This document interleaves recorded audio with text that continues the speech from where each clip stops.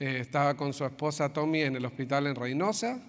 También nuestro hermano Mario, esposo de Abril, ayer estuvo enfermo, está en el hospital. Ahorita me estaba mandando unos mensajes para saber cómo está de salud. También nuestra hermana Bárbara nos escribió temprano para avisarnos que estaba enferma, así que tampoco pudo venir.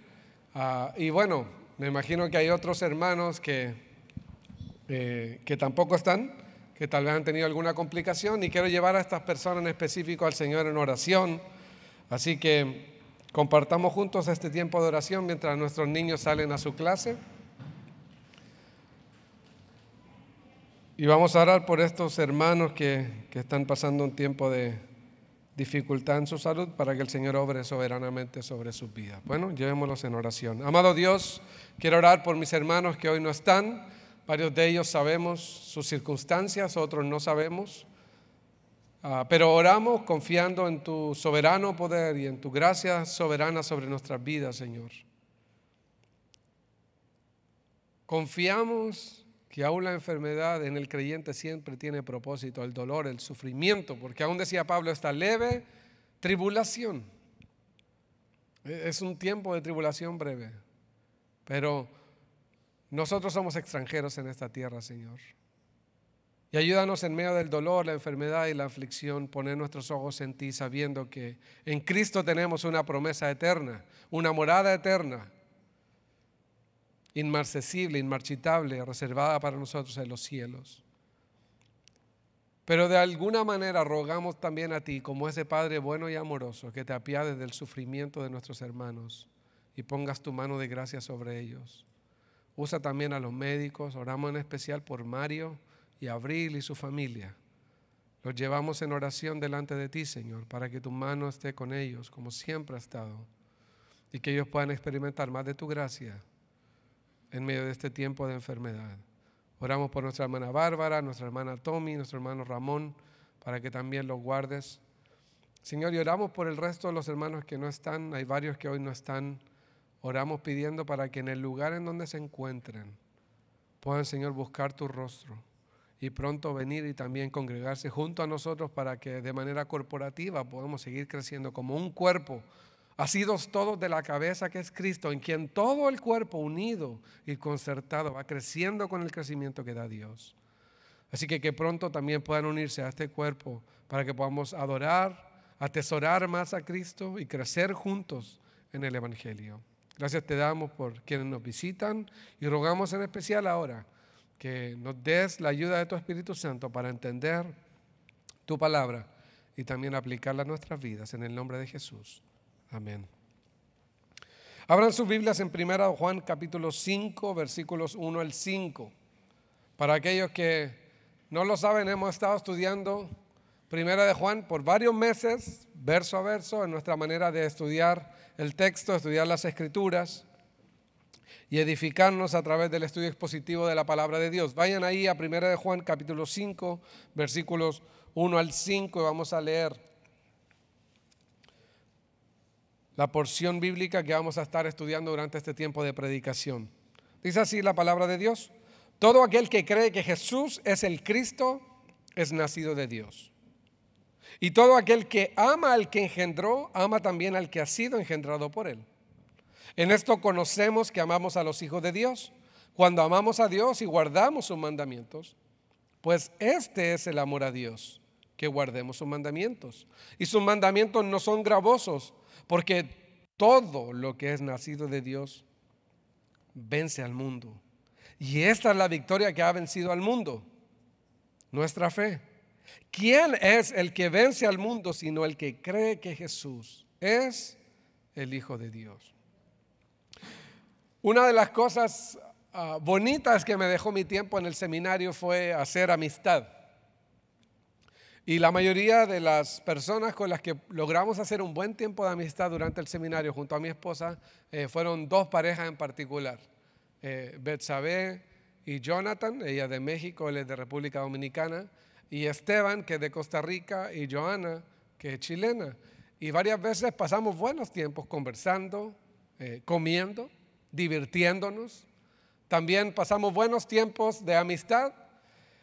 Pero uno de los hobbies que yo no compartía con ellos era el ver películas. Yo no soy muy asiduo a ver películas. En realidad no porque crea que todas son malas, pero más bien simplemente por una cuestión de elección. Soy más de hacer deporte, soy más de salir, de platicar, pero de vez en cuando veo una que otra película. Entonces, un día me dijeron, Nelson, veamos una película, hicieron palomitas y estábamos juntos, las tres parejas. Y bueno, yo les dije, miren, la única condición es que me muestren una película que sea bien activa porque en 5 minutos yo me duermo. Así que estaban platicando y entre todas las que tenían mostraron Taken. No sé si algunos la vieron. Taken. Me dijeron, esa te va a gustar, esa te va a tener activo. Y durante el desarrollo de la película, yo estaba bien emocionado de la película porque era de acción, tenía una trama interesante, había mucho misterio, persecución, era a alta velocidad y yo estaba bien emocionado y experimentando muchas emociones de la película, pero luego me di cuenta que todos estaban conversando porque ellos ya la habían visto varias veces, ya se sabían el final y no tenían tanta emoción como la que estaba experimentando yo en ese momento. Más bien ellos estaban relajados, decían, oye, esta parte que sigue es buena. No, ahorita viene una parte interesante y ellos seguían comiendo, seguían platicando y yo mirando la película así en vivo, muy capturado por la trama de la película.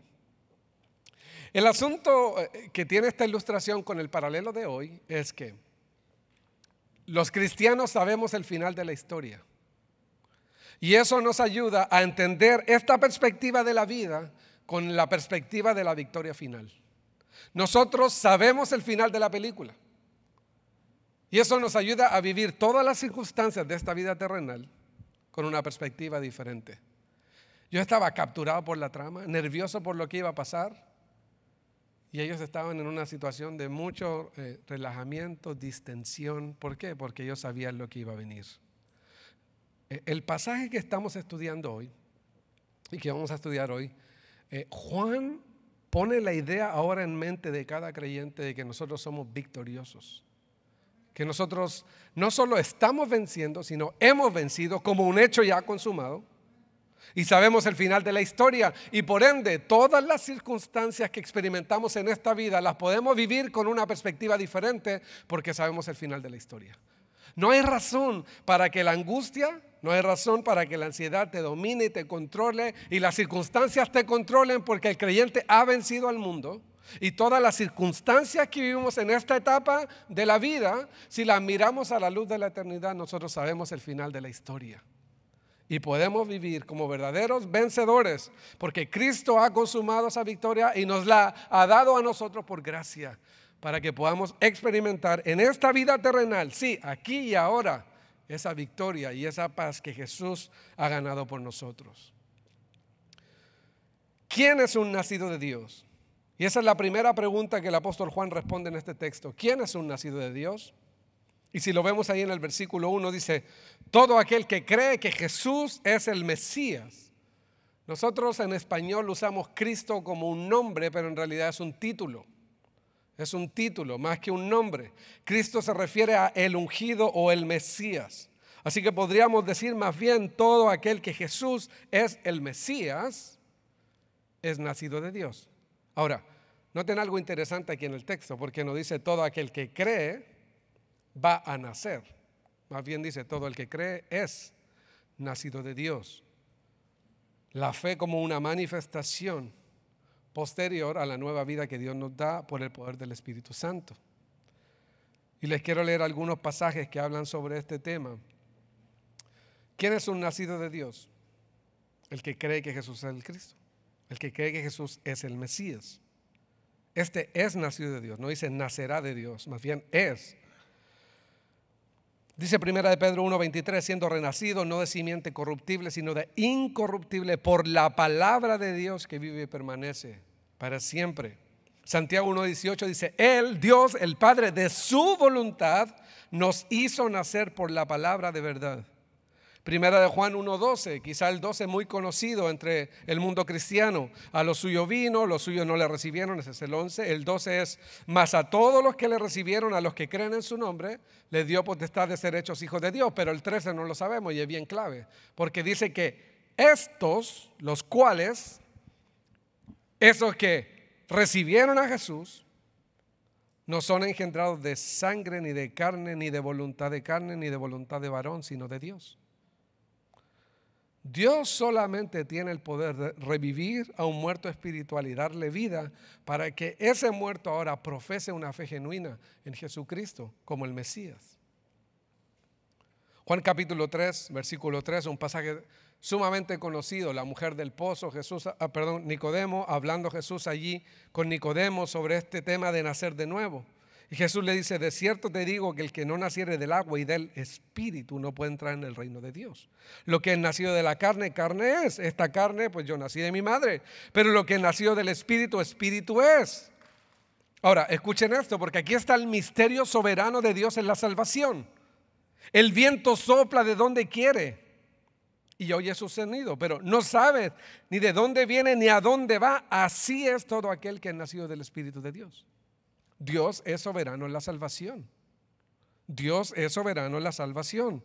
Es una obra sobrenatural de Dios. Él por su voluntad nos hizo nacer. Él por su voluntad nos escogió desde antes de la fundación del mundo para la gloria, para la alabanza y la gloria de su gracia, como dice Efesios capítulo 1. Dios es soberano.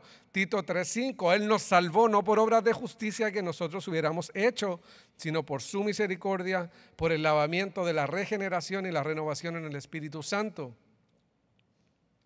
Ahora, el apóstol Juan en esta epístola ya ha dicho varias afirmaciones que tienen una conexión con este capítulo 5, versículo 1.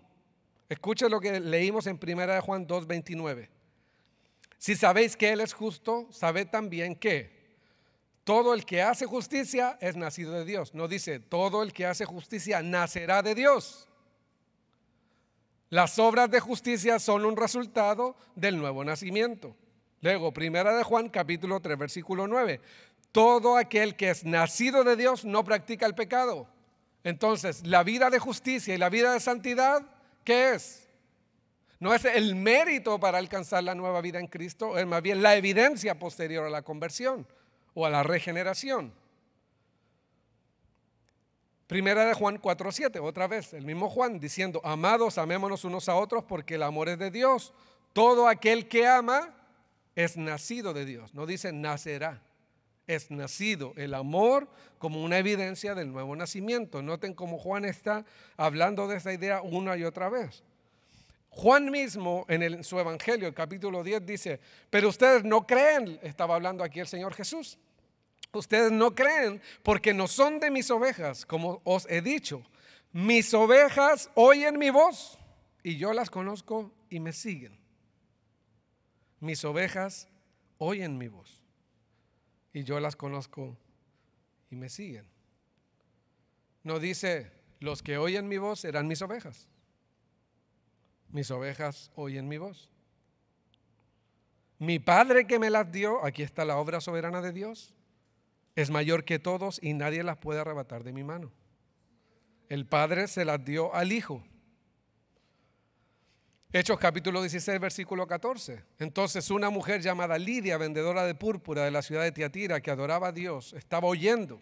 Y el Señor abrió el corazón de ella para que estuviese atenta a lo que Pablo decía. ¿Quién abrió el corazón de quién? Dios abriendo el corazón de Lidia.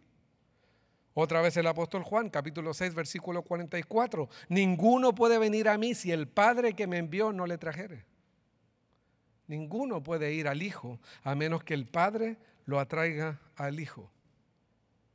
Interesante, porque ninguno puede ir al Padre tampoco, si no es por el Hijo. Pero ninguno puede venir al Hijo a menos que el Padre lo atraiga.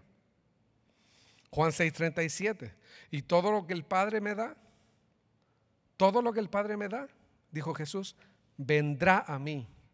Y el que a mí viene no le echo fuera. Todo el que el Padre me da, vendrá a mí. Una cita más, 1 Corintios 12:3. Ahora el apóstol Pablo diciendo: por tanto os hago saber que nadie que hable por el Espíritu de Dios llama maldito a Jesús. Pero escucha esta otra parte. Nadie puede llamar a Jesús el Señor sino por el Espíritu Santo. ¿Ves la obra soberana de Dios en la salvación? Y puedo seguir leyendo textos, pero ese no es el tema del sermón de hoy. Solamente quería leerte una variedad de pasajes para que entiendas que la salvación es del Señor. Dios es soberano en salvar. Y si tú estás buscando a Dios hoy, es porque Dios te salió al encuentro primero, es porque Dios te está trayendo, es porque Dios te ha llamado, es porque Dios es soberano en dar vida a los que están muertos en delitos y pecados. Para su gloria. Y esos que han nacido de Dios creen que Jesús es el Mesías. Creen que Jesús es el Mesías. Los cuales, recuerden Juan 1:13, los que le recibieron, esos no son engendrados ni de sangre, no se nace cristiano por ser hijo de pastor, ni mucho menos de carne, porque esta carne está corrupta y se revela a la ley de Dios. Además, Pablo decía en Romanos 7 y 8, ¿no? 2 capítulos, esta carne ni quiere ni puede sujetarse a la ley de Dios. Así que no es por nacimientos de sangre, mucho menos de carne, porque nacemos muertos en Adán,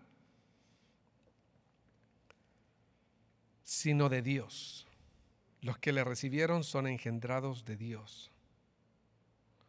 Así que no me importa cuánta religión tú tengas. Hay gente que está llena de palabras religiosas, evangelicalismo, música cristiana, actividad cristiana, activismo, fariseísmo, costumbre, religión. No me importa. Si no tienes el Espíritu Santo, no eres de Dios. Y si no eres de Dios, estás perdido eternamente con toda tu religión. Jesús dijo en Juan capítulo 3, porque ninguno que no ha nacido del Espíritu no puede ni entrar ni puede ver el reino de Dios.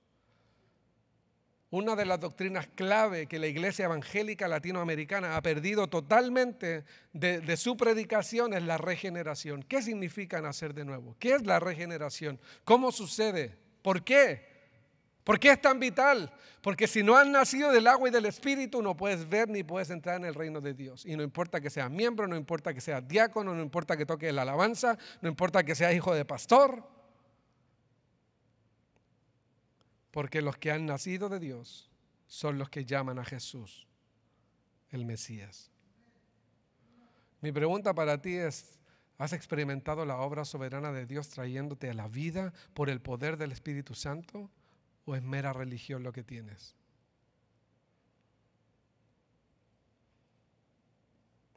Todo aquel que cree que Jesús es el Cristo, la fe como una profesión evidente y externa de la obra que el Espíritu Santo ha hecho en nosotros internamente. El mismo apóstol Juan ha dicho antes que todo aquel que cree en Jesús le confiesa, le declara. Esa fe es pública. Por eso hacemos el bautismo por inmersión, como una muestra externa y pública de lo que ha sucedido internamente en nuestros corazones. Dios nos dio vida cuando estábamos muertos en nuestros delitos y pecados. Él nos ha resucitado. Él nos ha levantado de la muerte espiritual para ahora atraernos hacia Dios.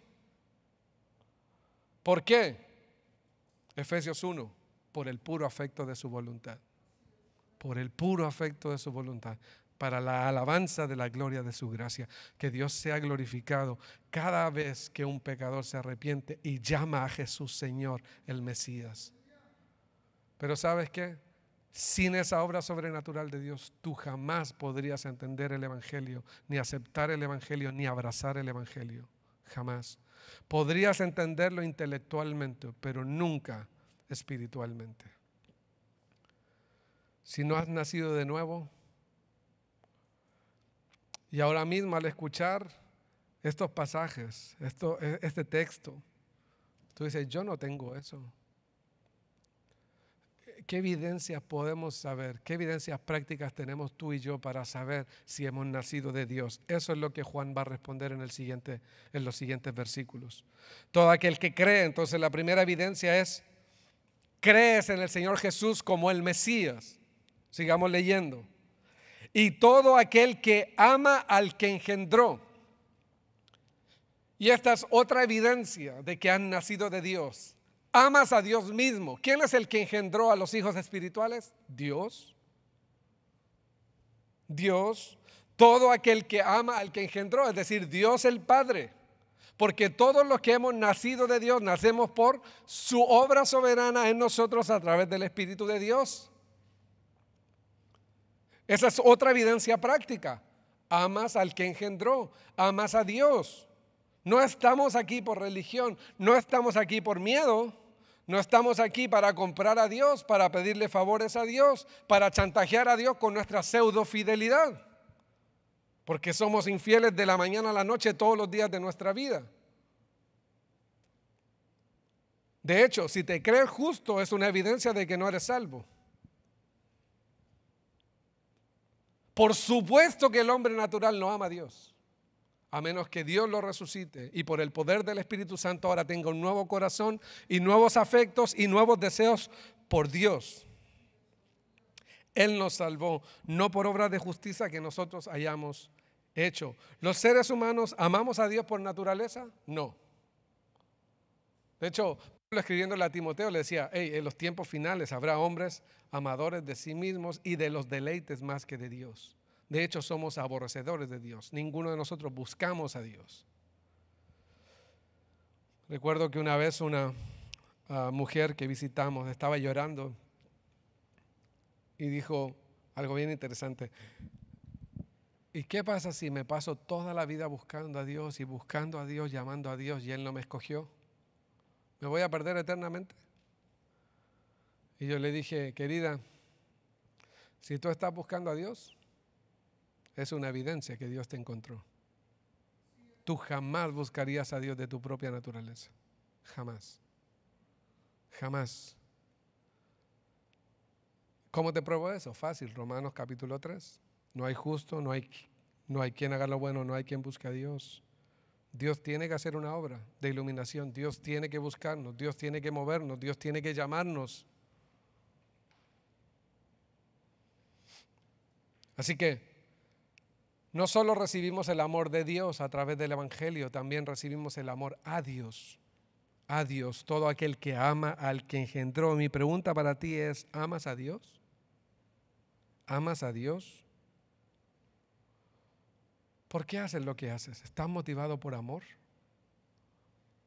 Mucha gente viene a la iglesia simplemente para matar su conciencia religiosa, para sentirse mejor consigo mismo, para decir, sí, yo no soy tan malo como mi vecino, yo voy al menos un domingo al mes a la iglesia, o voy una vez a la semana a la iglesia, y doy dinero, y doy diezmos, y doy ofrendas, y doy caridad, y soy buena persona, y soy buen padre, pero nadie se va a ir al cielo por ser buen padre, ser buen trabajador, ser buen hijo, ser buen esposo, ser buena madre.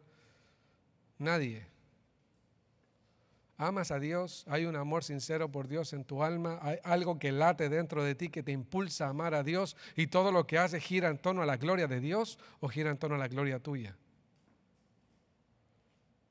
Aquellos que han nacido de Dios no solo confiesan que Jesús es el Cristo, también aman al que engendró, pero escuchen otra cosa más, también ama al que ha sido engendrado por Él.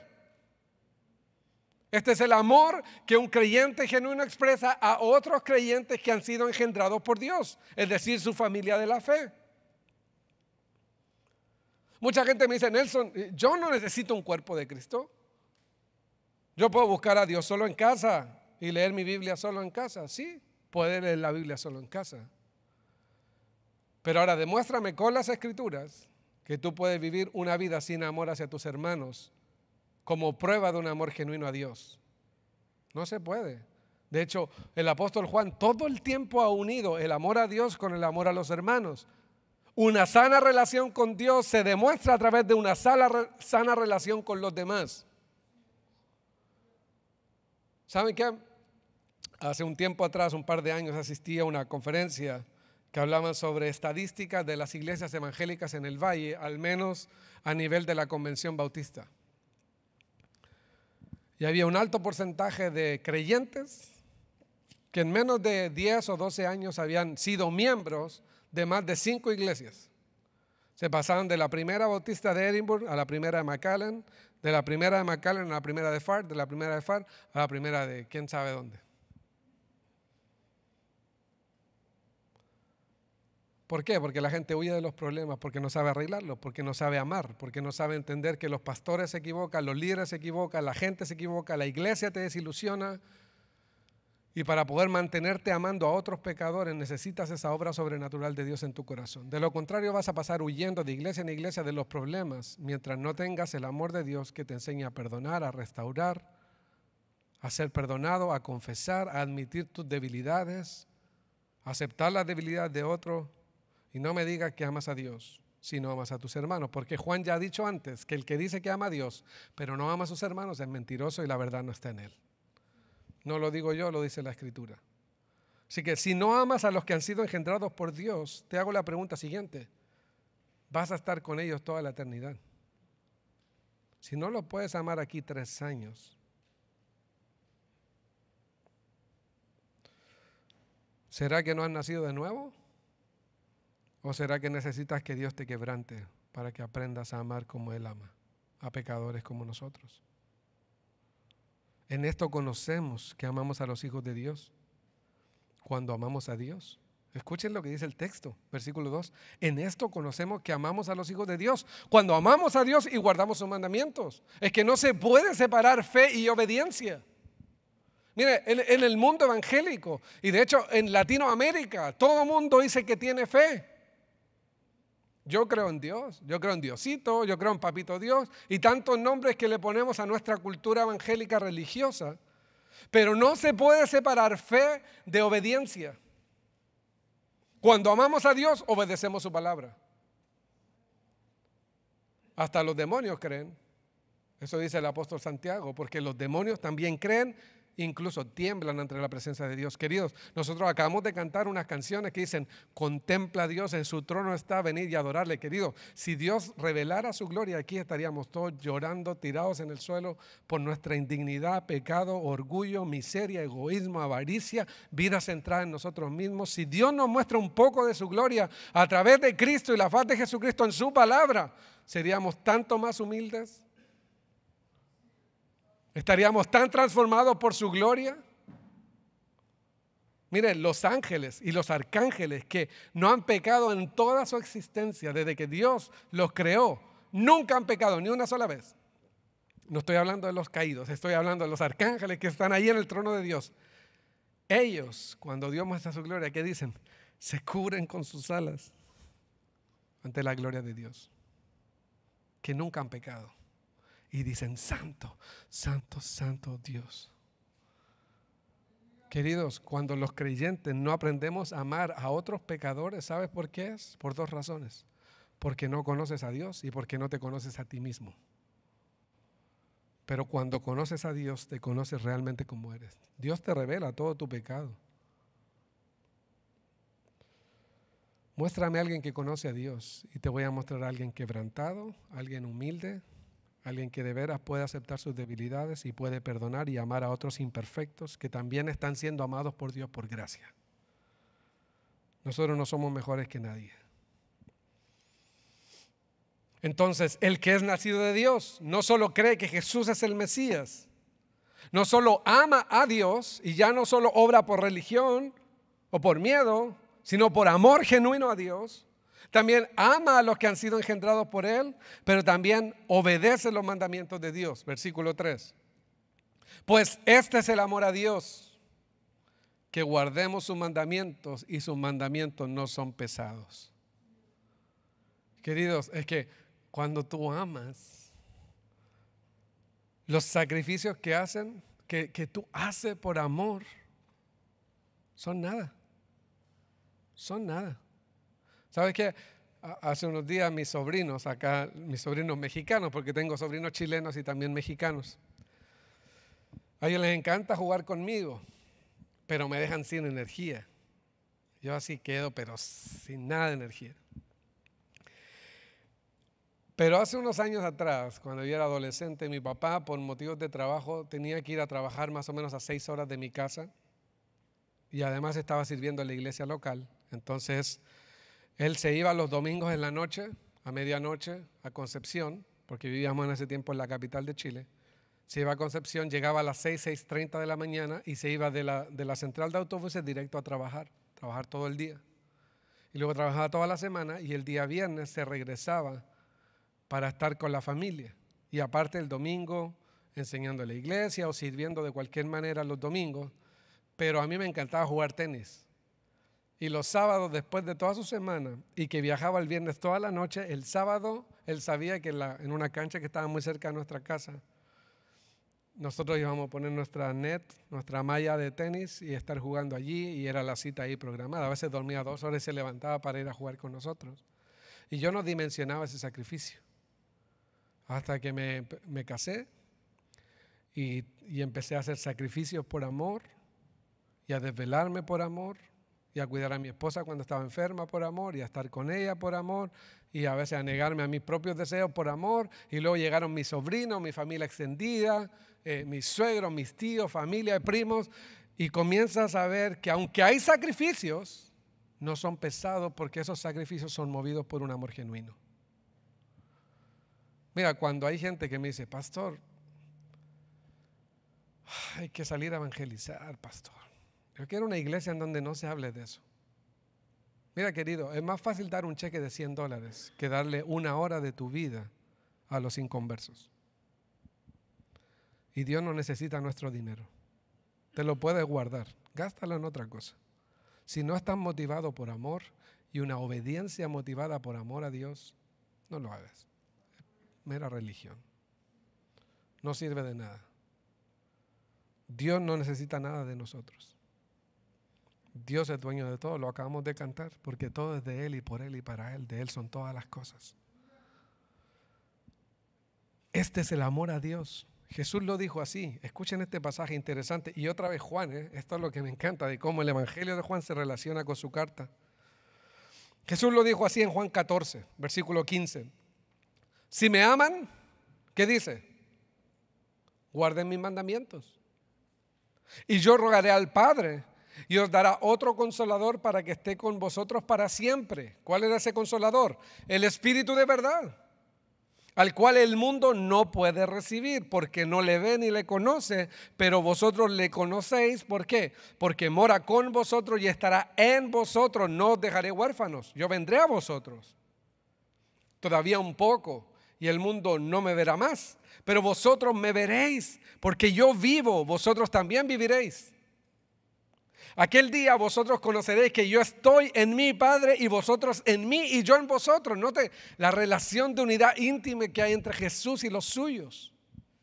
Esta es una relación de amor, esta es una relación de intimidad profunda.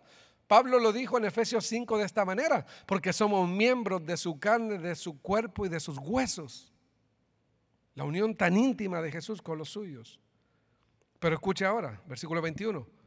El que tiene mis mandamientos y los obedece, ese es el que me ama. Ese es el que me ama. Y el que me ama será amado por mi Padre. Y yo le amaré y me manifestaré a él. Y le dijo Judas, no al Iscariote: Señor, ¿cómo es que te manifestarás a nosotros y no al mundo? Escuchen eso ahí. Ahí está la obra soberana de Dios. Dios se manifiesta soberanamente a los que Él quiere. Dios abre los ojos de los ciegos. Dios resucita a los muertos y les da vida para su gloria, porque de Él es la salvación. Respondió Jesús y le dijo: el que me ama, mi palabra guardará, y mi Padre le amará, y vendremos a Él y haremos morada con Él. El que no me ama no guarda mis palabras, y la palabra que habéis oído no es mía, sino del Padre que me envió. ¿Te das cuenta cómo está relacionado fe, amor y obediencia? Fe, intimidad y obediencia. ¿Por qué estás aquí hoy? ¿De verdad estás motivado por un amor genuino a Dios? ¿O simplemente quieres sentirte un poquito mejor con tu conciencia porque esta semana te portaste un poco mal? Toda nuestra obediencia, si no está motivada por amor, no sirve.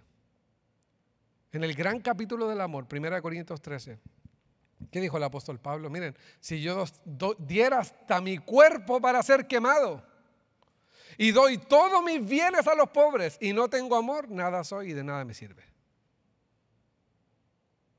Y podríamos hacer una versión un poco más moderna. Si yo viniera todos los domingos a mi iglesia, si yo diera todos mis diezmos y ofrendas, si yo diera todos mis recursos para la obra misionera y no tengo amor, de nada me sirve. La única obediencia genuina a Dios es aquella que es motivada por amor y por su gloria. Si tú hoy estás obedeciendo a Dios solo para calmar tu conciencia, te digo una cosa: no conoces el Evangelio, estás confiando en tu propia justicia.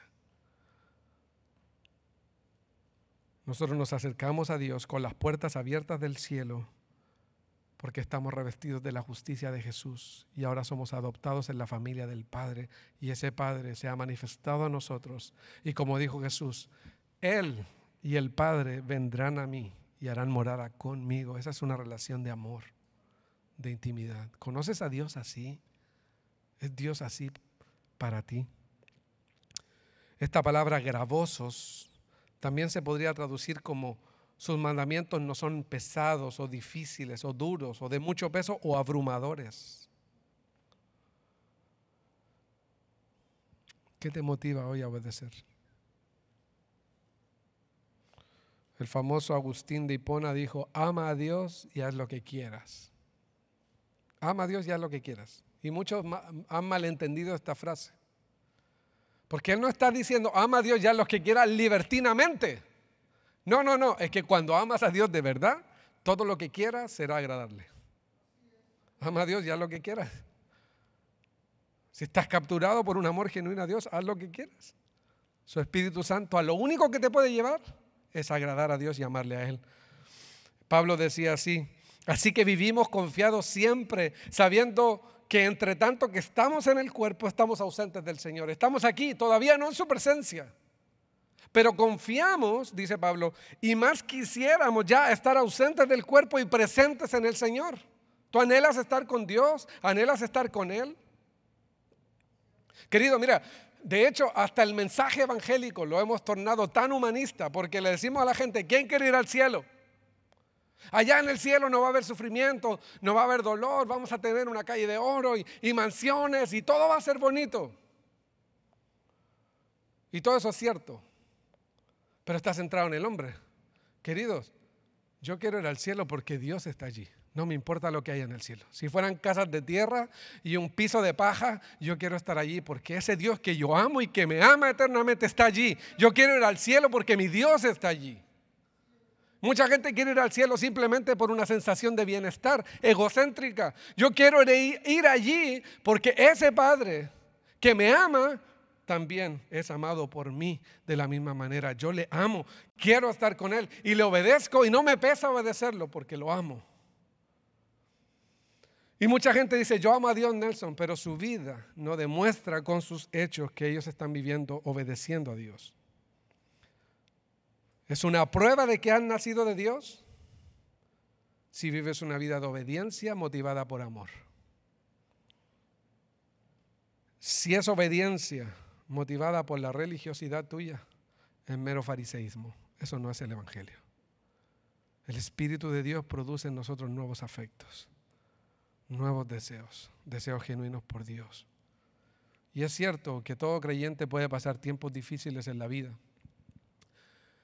tiempos secos, tiempos de tormenta, tiempos de duda. Pero un roble, aunque esté seco, no deja de ser un roble. Aunque un roble se le rompan 2 o 3 ramas por una tormenta dura en la vida, no deja de ser roble. Aunque el roble mida 5 centímetros, no deja de ser roble. Aunque el roble mida 5 metros, no deja de ser roble. Esta vida no es perfecta, claro que sí. Estoy de acuerdo contigo. Hay tormentas, hay pecados, hay fracasos, hay desilusiones, hay lamentos, hay llanto, hay duda, hay temor. Pero por eso Juan nos asegura, para terminar este pasaje, que otra evidencia y otra verdad consoladora para el creyente es que todo el que ha nacido de Dios vence al mundo. Estas tribulaciones jamás se podrán oponer a la iglesia de Dios. Las puertas del Hades no prevalecerán contra la iglesia del Señor, nunca. Y aunque parezca que algunos de nosotros estamos derrotados, nunca dejas de ser roble. Dios restaura a todos sus hijos caídos. Dios levanta a los suyos porque Dios conoce a los que han nacido de Él. Y por eso este pasaje termina así, versículos 4 y 5. Estoy en 1 Juan capítulo 5. Porque todo lo que es nacido de Dios vence al mundo. Y esta es la victoria que ha vencido al mundo, nuestra fe. Esa es la victoria. Ahora, noten aquí porque hay un juego de palabras interesante. Dice, todo el que es nacido de Dios, no dice todo el que nacerá, sino el que es, vence, tiempo presente. Es una victoria que está ocurriendo hoy. Pero dicen, esta es la victoria que ha vencido, tiempo oristo. Los que han estado aquí con nosotros ya saben, les he explicado un poquito antes lo que quiere decir un verbo oristo, porque no lo tenemos en español y en inglés, pero eso pertenece al idioma griego, koiné, en el que fue escrito el Nuevo Testamento. Un tiempo oristo es una obra consumada en un proceso puntual, en un hecho puntual, más bien dicho, en el pasado, que se considera categórica. El creyente no solo vence en el presente, ha vencido. Juan nos está dando esta perspectiva, queridos. Estamos experimentando la victoria, pero al mismo tiempo Dios ya nos ve glorificados porque esa victoria ya está consumada. El creyente vence y ha vencido. Juan lo presenta como una realidad presente que está sucediendo al mismo tiempo que es una realidad ya consumada, que ya sucedió. ¿Por qué? Porque, queridos, la victoria no es nuestra. El campeón es Jesucristo. Él simplemente nos dio el cinturón de la victoria. Él ya la consumó. ¿Qué dice Pablo en Colosenses? Él exhibió públicamente a todos los poderes y potestades, triunfando sobre ellos en la cruz. La victoria ya está ganada, ya está asegurada. Jesús dijo, ninguna de las ovejas que mi Padre me dio se perderá, ninguna. Yo las tengo en mi mano, mi Padre las conoce y yo las tengo en la mano de mi Padre. Ninguna se perderá, la victoria está garantizada. No importa las tormentas que vengan, queridos, no importa, sabemos el final de la película. ¿Por qué tanto temor? ¿Por qué tanta ansiedad? ¿Por qué tanta angustia? Mira el final de la película. Cristo venció. El creyente está venciendo y venceremos eternamente por la victoria de Jesús. Noten cómo Pablo usa este mismo lenguaje que Juan en Romanos capítulo 8, como un hecho presente pero al mismo tiempo pasado. Esto es lo interesante, porque de hecho Pablo en Efesios dice que ya estamos sentados en lugares celestiales con Cristo, reinando. Romanos capítulo 8 dice, y sabemos que a los que aman a Dios todas las cosas les ayudan a bien. Esto es, a los que conforme a su propósito son llamados. Porque a los que antes conoció, pasado. Eso es puro tiempo oristo, pasado. A los que antes conoció, también ¿qué? Los predestinó. Para que fueran hechos conforme a la imagen de su Hijo. Para que Él sea el primogénito entre muchos hermanos. Ese es el gran plan de Dios que tiene ahora contigo, con cada creyente. Que cada uno de ellos sea hecho conforme a la imagen de Jesús. Y a los que predestinó, pasado, a estos también llamó, pasado. Y a los que llamó, pasado, a estos también justificó, pasado. Y a los que justificó, pasado, también ¿qué? Glorificó. Dios te ve en Cristo, ya glorificado, triunfante, reinando con Él, revestido de su justicia, sentado con Él en los lugares celestiales en Cristo. La salvación, al tiempo que es un hecho pasado, también es una experiencia presente, pero también es un hecho futuro que ya está consumado. ¿Ves el misterio del Evangelio? ¿Ves el misterio del Evangelio? ¿Ves la gracia de Dios aquí? ¿Ves la victoria de Jesús aquí? ¿Ves el final de la historia? Todos los que son hijos de Dios han vencido al mundo y vencerán. Vencerán. Y escucha cómo Pablo continúa en este pasaje. ¿Qué pues diremos a esto? ¿Qué podemos decir ante esta tremenda verdad? Si Dios es por nosotros, ¿quién contra nosotros? Y este versículo no lo usen para decir a sus hijos van a ganar el campeonato de básquetbol. Si Dios es contigo, ¿quién es? No, eso no está diciendo el texto, queridos. Si algunos dicen, vamos a pintar la casa hoy, si Dios es por nosotros, ¿quién contra nosotros? Vamos a terminar el trabajo. No, ese texto no significa eso, queridos. Escuche por qué. El que no escatimó ni a su propio Hijo. Mira, Dios, que ni siquiera escatimó darnos a su Hijo, sino que lo entregó por todos nosotros, ¿cómo no nos dará también con Él todas las cosas? ¿Por qué te preocupas tanto? ¿Por qué te afanas tanto? ¿Por qué trabajas tanto? Dios será fiel. ¿Por qué te afanas tanto? ¿Por qué hay tanta angustia en este mundo? ¿Por qué, incluso entre los creyentes, por qué tanto afán? Jesús mismo le dijo a los suyos, ¿por qué se preocupan tanto? Miren las aves del cielo. Su Padre Celestial las alimenta. ¿Quién acusará a los escogidos de Dios? ¿Quién acusará a los escogidos de Dios? Dios es el que justifica. ¿Quién es el que condenará? Cristo es el que murió. Más aún, el que también resucitó.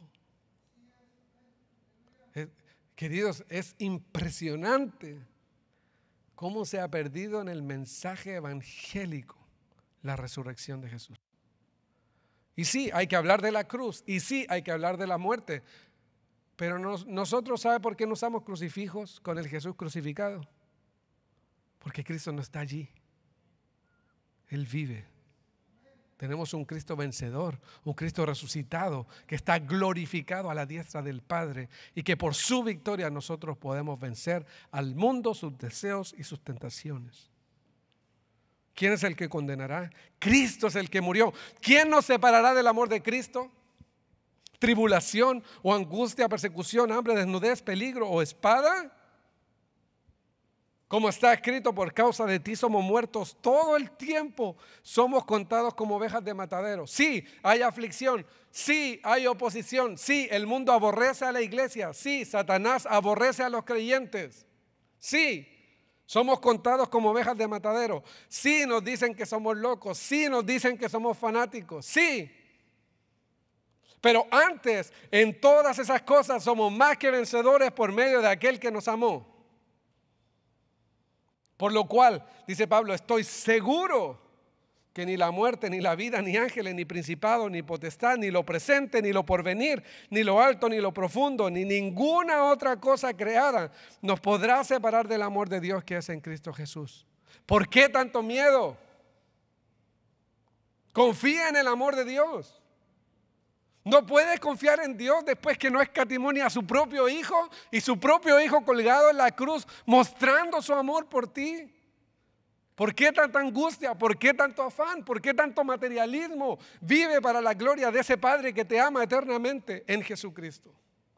Somos en Él más que vencedores. Sabemos el final de la historia. Podemos vivir en paz y podemos morir en paz porque sabemos el final de la historia. Cristo ha resucitado, Cristo ha vencido y nos ha dado su victoria. ¿Quién nos acusará? ¿Quién nos condenará? ¿Quién nos separará? Nadie. Nadie. Yo estoy seguro de eso, dice Pablo. ¿Cómo debe vivir el creyente en el mundo entonces? ¿Angustiado? ¿Afanado? ¿Amando el mundo? ¿Viviendo para el sueño americano? ¿Así debemos vivir?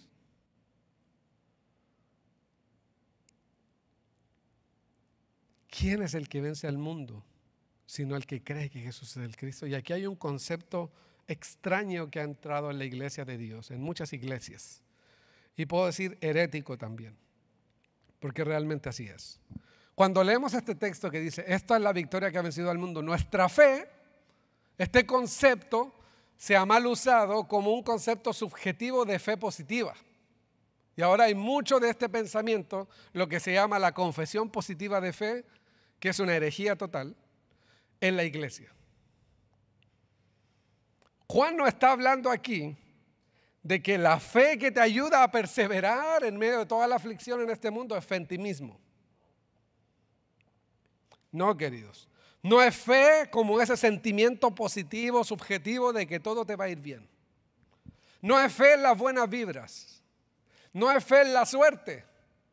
Porque los creyentes, entre paréntesis, no deberíamos creer en la suerte. Porque nosotros tenemos un Dios soberano que controla todas las cosas. No es fe en ti mismo tampoco. ¿Verdad? Que hoy está muy de moda. Cree en ti mismo, vas a salir adelante. Confía en ti, tú puedes, tú eres talentoso, tú eres el mejor, saca el campeón que hay en ti. No es fe en el poder de tus buenas vibras, ¿no? Hay creyentes que dicen, no, es que yo creo en el karma, todo lo que uno hace se regresa. Bueno, no eres cristiano, hinduista serás, pero cristiano no. No es fe en las buenas vibras, no es piensa positivo, siente positivo, mucho menos decreta, declara, arrebata y todas esas herejías. Juan no deja lugar a dudas, por si acaso. No es fe en esos objetivos, es fe el que cree que Jesús es el Hijo de Dios. La verdadera fe y la verdadera victoria y esa fe que vienen de Dios es una fe objetiva en la persona y en la obra de Jesús. Así que todo este sentimiento ahora positivista que hay en el mundo, que viene mucho del hinduismo, no es de lo que está hablando Juan aquí. ¿Sí? No lea este pasaje, ten fe y confía en ti y échale buenas vibras, porque no es lo que está hablando Juan. Y por eso el siguiente versículo es clave. ¿Quién es el que vence? El que cree que Jesús es el Hijo de Dios. Es una fe objetiva, clara en la persona y en la obra de Jesús. No es fe en ti mismo, no es fe en la nada, no es fe en la fe. Fe en la persona de Jesús. Hermanos, el creyente no pertenece al mundo, por eso el mundo lo aborrece. El creyente es un extranjero en este mundo. No vivas para este mundo, querido. El cristiano no debe amar ni al mundo, ni sus deseos, ni sus atracciones. Mira, hay países del mundo en donde Satanás está usando la persecución, la violencia, el encarcelamiento para quitar a los cristianos de su propósito. ¿Sabes lo que usan los Estados Unidos? El materialismo, el sueño americano, los bienes terrenales, los créditos de 20, 30, 40, 50 años. ¿Por qué te endeudas tanto? ¿Para quién vives?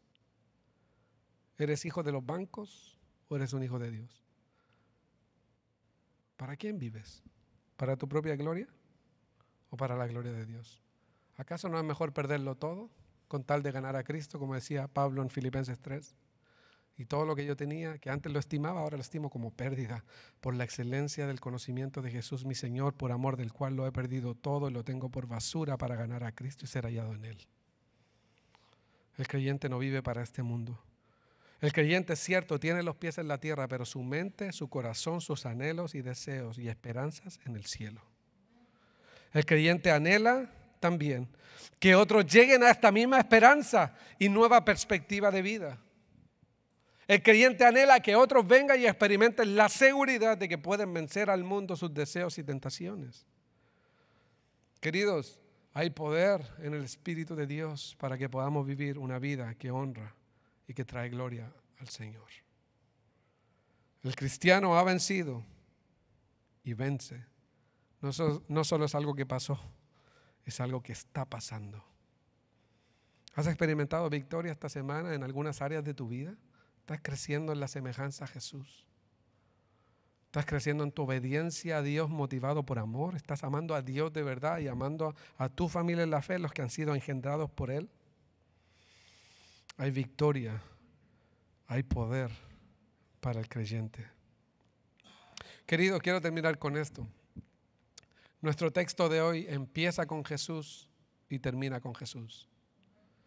Todo aquel que cree que Jesús es el Cristo, así empieza. ¿Y cómo termina? El que cree que Jesús es el Hijo de Dios. Así debiera ser la vida de todo verdadero creyente. Empieza en Jesús y termina en Jesús. Jesús mismo nos anticipa el final de la historia. El mundo nunca prevalecerá contra los suyos. Nunca. Podrá haber derrotas, podrá haber tiempos grises, podrá haber angustia, podrá haber dolor, pero el mundo no prevalecerá porque la victoria es nuestra, por la gracia y la obra de Jesús. Así es la vida de todo nacido de Dios. Es una vida cristocéntrica, de principio a fin. Es una vida de confianza plena en Jesús, de confianza en su amor, en su virtud, en su poder, en su sabiduría, en su gracia, en su sangre, en su obra de intercesión, en su promesa, en su fidelidad, en su gloria y en su victoria. Toda vida cristocéntrica trae gloria a Dios, busca la gloria de Dios, la obediencia a Dios motivada por amor y en el poder del Espíritu de Dios. Toda vida cristocéntrica es una vida victoriosa, abundante y para la gloria de Dios. Y mi oración y mi deseo es que todos los que estamos aquí experimentemos por la gracia de Dios y el poder de su Espíritu esa clase de vida aquí y ahora, mientras aguardamos esa vida preciosa y eterna que nos espera en los cielos. Vamos a orar al Señor. Amado Dios, que por la obra de tu Espíritu podamos experimentar esa vida abundante, plena y victoriosa que hay en Cristo, que pueda haber victoria sobre el pecado en nuestras vidas, victoria sobre el orgullo, victoria sobre el mundo, victoria sobre las atracciones del mundo. Desarraiga nuestro corazón de estos bienes materiales que se van a podrir, que van a pasar, que se van a apolillar. Desarraiga nuestra seguridad de cualquier otra cosa que no sea Cristo, porque toda vida cristocéntrica de uno que ha nacido de Dios comienza en Cristo y termina en Cristo para la gloria de Dios. Padre, que todos aquí lleguemos a experimentar esa vida abundante, plena y victoriosa que hay en Jesucristo, porque todos los que hemos nacido de ti creemos que Jesús es el Mesías, nuestra eternidad está asegurada. Amamos a Dios, amamos a los que han sido engendrados por Él, obedecemos motivados por amor, pero hemos vencido y estamos venciendo y aguardamos ese día en donde estaremos contigo como vencedores el resto de la eternidad sobre el mundo, sobre las preocupaciones, sobre la persecución, sobre las atracciones mundanas, sobre el pecado y sobre todo aquello que nos pueda apartar de esa vida plena y abundante que tenemos en Jesús. Y Señor, si hay alguien aquí que no ha nacido de nuevo, por tu pura gracia, Señor, resucítalo a la vida espiritual para que oiga la voz de Jesús y pueda responder al Evangelio. Concédenos la gracia del arrepentimiento y concédenos la gracia de la fe, el don de la fe, para que nadie de aquí se pierda, sino que tengan vida eterna por la fe en Jesucristo. Te damos gracias por esa victoria que tenemos en Jesús. Amén. Amén. Muy bien, mientras el grupo de alabanza pasa, les invito a ponerse de pie, por favor. Ese es el tiempo en que damos nuestras ofrendas al Señor. Si usted nos visita, no se sienta comprometido a dar. Las ofrendas son para nosotros, como recién veíamos, una oportunidad simplemente de demostrar a nuestro Dios que le amamos y que todo es suyo. Así que esto no es una entrada, ni mucho menos. Si usted nos visita, no se preocupe, este es un privilegio que tenemos los que amamos al Señor y les invitamos a unirse a nosotros para cantar esta última alabanza.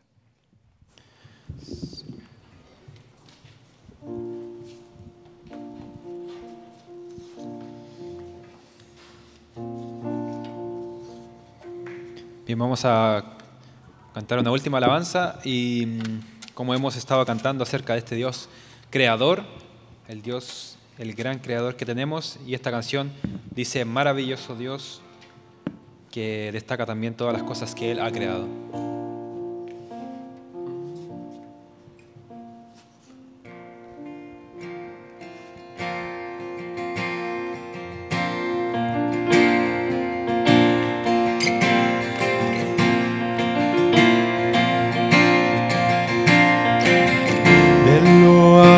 Del cielo y profundo del mar, creación que revela su majestad,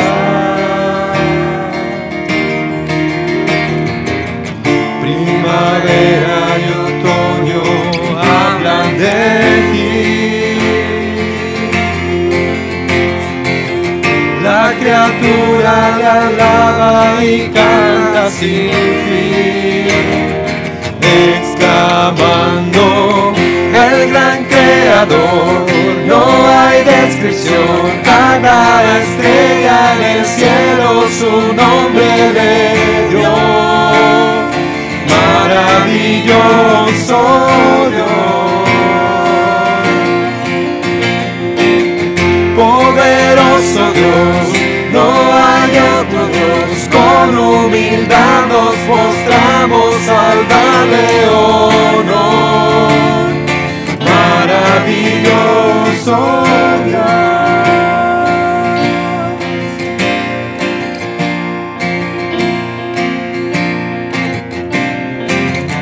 El gran rayo su voz. Y la nieve del cielo que con esplendor al sol dice que brille y de su calor. Y en la noche lo oculta y frescura nos da, exclamando el gran creador. No hay descripción, cada estrella en el cielo su nombre le dio. Maravilloso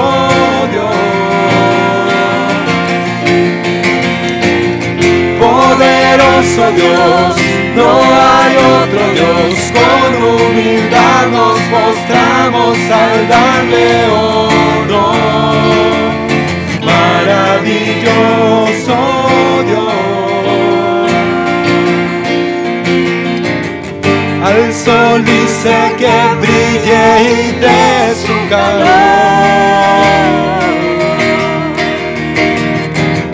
Y en la noche lo oculta y frescura nos da. El gran creador, no hay descripción, cada estrella en el cielo su nombre le dio. Maravilloso Dios, poderoso Dios, no hay otro Dios, con humildad nos postramos al darle honor. Maravilloso Dios, el gran creador. El gran creador, no hay descripción, cada estrella en el cielo su nombre le dio. Maravilloso Dios, poderoso Dios, no hay otro Dios, con humildad nos postramos al darle honor. Maravilloso Dios,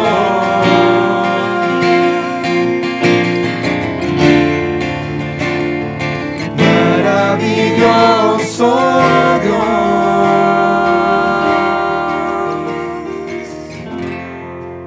Amén. Maravilloso Dios, a este Dios adoramos.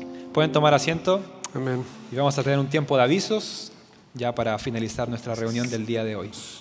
Muy bien, solo un par de anuncios. Aquí está el boletín. Si usted tiene su boletín, aquí puede seguir nuestros anuncios. Cada semana tenemos nuestro estudio durante la semana, el día miércoles a las 7 de la tarde.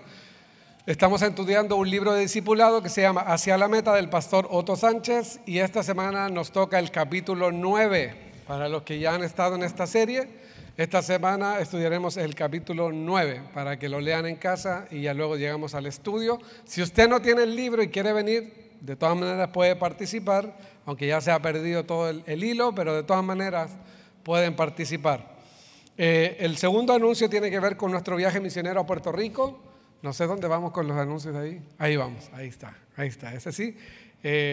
Nada más les recordamos que tenemos unos sobres de color ahí en la mesa donde están atrás. Miguel, levanta tu mano, por favor, para los que no te conocen. Ahí donde está Miguel y Ricky, hay unos sobres de color.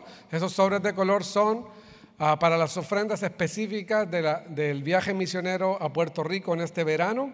Y también relacionado con este viaje, tenemos el siguiente domingo, vamos a estar recibiendo las ofrendas para la venta de garage. Vamos a hacer un garage sale en el campus sur de MCA, de la escuela, en pro del viaje misionero. Entonces, si usted tiene algo que está en buenas condiciones y lo quiere donar, todo el dinero que recaudemos en esa venta de garage va a ser para el viaje misionero a Puerto Rico. Nuestra meta es levantar $25,000. Así que si usted quiere aportar, o usted dice, ¿sabes qué? Tengo algo bueno en casa que puede servir, tengo un carro, no se crean. Usted dice, tengo algo que puedo donar, ya el próximo domingo lo puede traer porque vamos a estar preparando todo para el día miércoles 13 de marzo, que va a ser la venta de garage. Entonces el siguiente domingo, y vamos a estar recordando en redes sociales y también por mensajería de texto. El siguiente tiene que ver con nuestra página y redes sociales. Desde el domingo pasado estamos transmitiendo en vivo y también las predicaciones. Si usted se las perdió, puede entrar a nuestro canal de YouTube que se llama Redeemer en Español, o a nuestra página en Facebook que se llama Redeemer en Español, y también poder seguir las predicaciones. Si quiere escuchar las anteriores de 1 de Juan, ahí también están disponibles. Pueden entrar a nuestro canal de YouTube o nuestra página, que también es iglesiaredeemer.org. El siguiente pues son nuestros libros. Si usted está interesado, ahí atrás tenemos una mesa con varios recursos que nosotros ponemos a disposición para que usted los tome, se anota en la hojita, lo lleva a casa, lee el libro y luego lo regresa. Bueno, allá tienen su hojita. Hay muchos recursos que yo les recomiendo. La mayoría de esos libros yo los he leído. Creo que casi todos los que están allí, al menos. Y son buenas recomendaciones. Si usted va y dice, mira, este tema me llama la atención, puede tomar ese libro, se anota en la hoja, nos deja su teléfono y lo puede regresar hasta en 2 meses para que pueda aprovechar esos recursos que la iglesia pone a disposición. 2 anuncios más. El siguiente tiene que ver con el campamento Cristo Vive, que ya es la siguiente semana. Este es un campamento para niños con necesidades especiales que hemos estado apoyando en el último tiempo. Este año varios hermanos van a estar sirviendo. Si usted está interesado en servir, ya sea cocinando, ayudando, cuidando niños, organizando, también puede acercarse a mí, porque hoy nuestra hermana Alejandra no está por motivos de trabajo, pero se puede acercar conmigo o mi esposa. Amor, levanta tu mano para que nada más pueda anotarse y servir en este campamento. Ahí están las fechas, del 8 al 12 de marzo. Es una bonita oportunidad. Y el último anuncio tiene que ver con un reto misional. Vamos a leer juntos, ahí está nuestra declaración de misión. ¿La alcanzan a ver en la pantalla o no? Si no, está en su boletín. ¿Listo? Lo leemos a la cuenta de 3. 1, 2, 3. Dice, nuestra misión es hacer discípulos que hacen discípulos de Cristo para que Él sea adorado, atesorado, conocido y glorificado en todas las naciones del mundo. Y vamos a comenzar por nuestra casa. Entonces, les dejo este reto esta semana. Piense en un amigo, familia o alguien, y aquí está en su boletín, que no sea creyente, no llame hermanos de otra iglesia, ¿sí? A alguien que no sea creyente y le va a decir que usted es un seguidor de Jesús, que usted es un discípulo del Señor, y usted quiere saber en qué manera puede orar o servirle de manera práctica a esa persona. Entonces lo voy a recordar por las redes sociales para que esta semana usted piense en un amigo o familiar que no sea creyente, y usted le va a llamar y le va a decir, ¿sabes qué? Yo sigo a Jesús y quiero saber cómo orar por ti. Soy un discípulo del Señor y estoy a tu servicio. Sí, entonces esa es parte de nuestra misión aquí y ahora, también como allá en todas las naciones del mundo. Así que, Josu, les puse un video ahí en el PowerPoint. Nos vamos a despedir con este video para que nada más recuerden a nuestro equipo de viaje misionero a Puerto Rico, y que el Señor lo...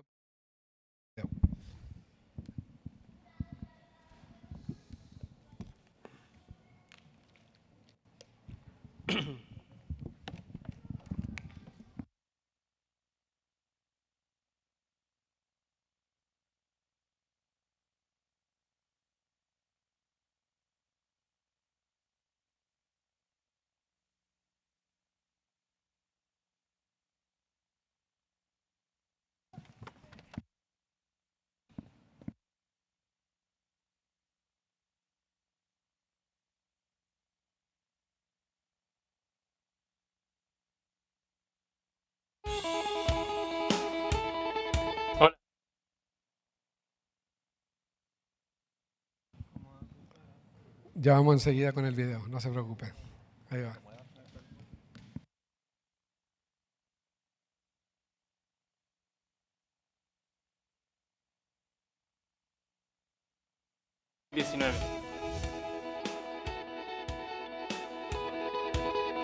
Mi nombre es Deora y soy de Chile. Yo soy Ariel y soy de la República Dominicana. Mi nombre es Saraí y soy de Ecuador. Hola, mi nombre es Rodrigo y soy de Chile. Hola, yo soy Ale y soy de México. Yo soy Sureili. Soy Gedeón, somos de Curazao. Soy Paquis y soy de México.